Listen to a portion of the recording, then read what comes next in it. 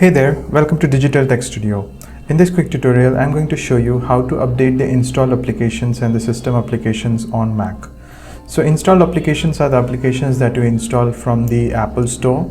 So for that you can open App Store, and under the App Store you would be able to see this update category or update tab here, which will display the list of all the installed applications that are currently available for update. So you can just click one by one on the application that you want to update, and it will automatically download and update that particular application. And for the system applications like Safari, Map, or the Mail and everything, these are system applications which does not have any App Store.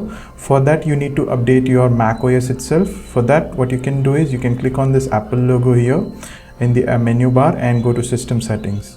Within the system settings, you have this option to see the alert which says software updates available. If it's not present, then you can go to General tab, and within the General tab, go to software updates.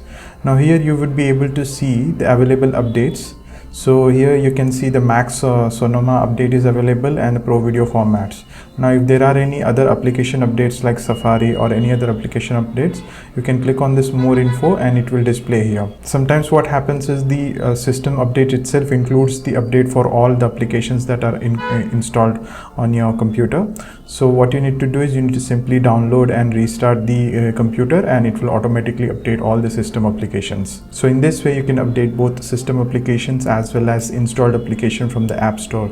Now the apps that you haven't installed from the App Store, you need to manually go and check for the updates, because only the apps which have been installed from the App Store will be able to display in the App Store menu. Apart from that, any other applications that you have installed, say suppose you have installed Chrome from the official google.com website, then you have to manually go within the Chrome browser and then install that particular update. I hope you find this video helpful. Please hit the like button and subscribe if you haven't already. Thank you for watching. Cheers, have a great day.